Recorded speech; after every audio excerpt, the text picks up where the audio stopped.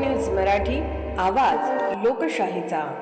विटा शहरात आरोग्य सेवेचा विश्वासार्ह आधार आदिती मल्टी स्पेशालिटी हॉस्पिटल संचलित बंडगर हॉस्पिटल विटा, महात्मा फुले जन आरोग्य योजना, आयुष्यमान भारत व बांधकाम कामगार योजनेअंतर्गत शस्त्रक्रिया आणि उपचार पूर्णपणे मोफत, हाडांवरील सर्व प्रकारचे ऑपरेशन्स, वेदना निवारणासाठी ब्लॉक इंजेक्शन, डायलिसिस, मूतखड्यावरील सर्व प्रकारचे ऑपरेशन व उपचार, जनरल सर्जरी, अपेंडिक्स, हर्निया, मूळव्याधवरील ऑपरेशन व उपचार पूर्णपणे मोफत। सावरकर नगर, खानापूर रोड, विटा। संपर्क आपल्या स्क्रीनवर।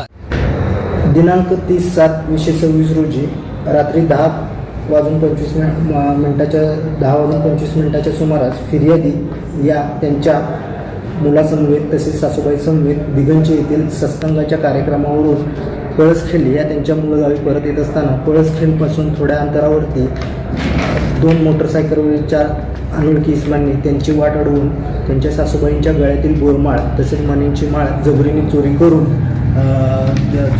पळून गेले होते। त्या अनुषंगाने Atpadi police Thane CR number 268/2026 BNS कलम 309/126 प्रमाणे गुन्हा दाखल झाला होता। सदरचा गुन्हा गंभीर स्वरूपाचा असल्याने माननीय SP सर, माननीय ॲडिशनल SP मॅडम, माननीय DYSP सर विटा विभाग यांनी सदरचा गुन्हा लवकरात लवकर उघडकीस आणण्याच्या सूचना दिल्या होत्या।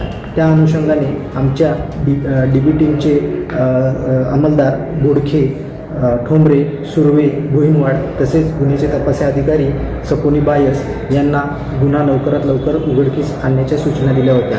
आमच्या DB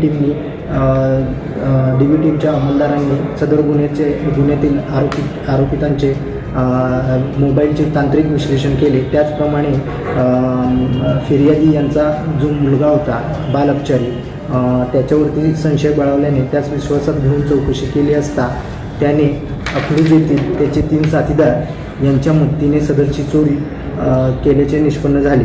सदर गुन्ह्यात बालअपचारी तसेच